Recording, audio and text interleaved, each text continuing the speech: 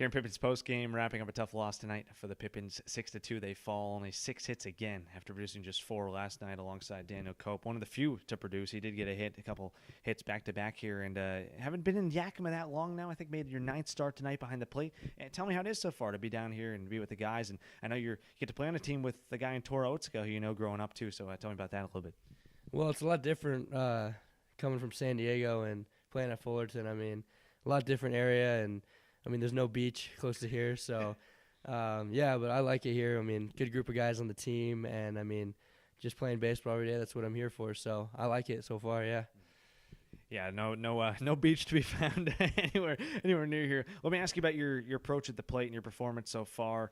It hasn't been, I don't know if you call it necessarily a totally ideal start for you at the plate, hitting around 250 or so. You obviously have a ton of potential. You showed in high school.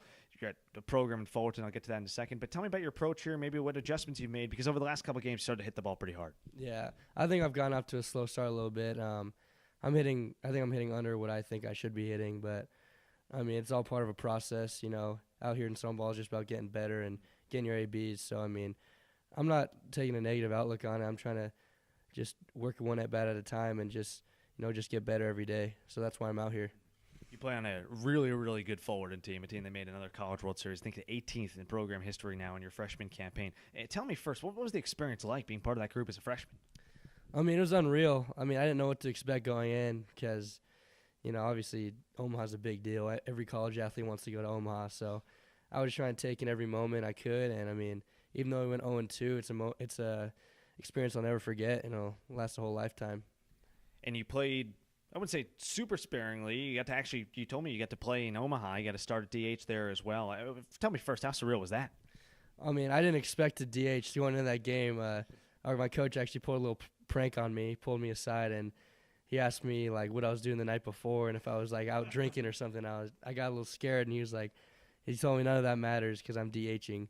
So I mean, it was an unreal experience. I mean, I didn't get a hit, but I got on base. So just playing in front of that many people, and you know, hopefully I'll get back there again. So we'll see. Yeah.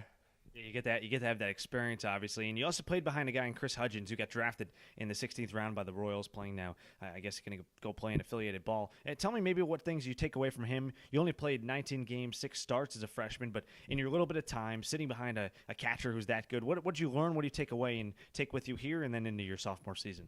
I learned a lot from just watching him. You know, I mean, he was a really good leader and very instrumental to me. So, I mean, he taught me a lot about not only just the physical side of catching, but just the mental side of college baseball and how quick the game can like get on you and stuff. So, I mean, he was a huge leader in my eyes, and I just look up to him, and I try to get better every day by the stuff he's taught me.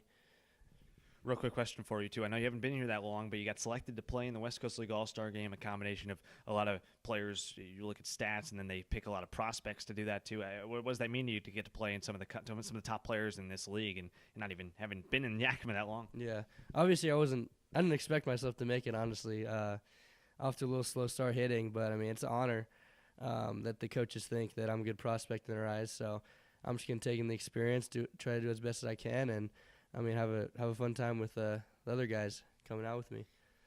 Well, the Pippins fall tonight. Tough one on the road. Long bus trip ahead as they head up to Victoria. We'll talk to you from Victoria tomorrow night. 6:35 as the Pippins start a 6-game road swing.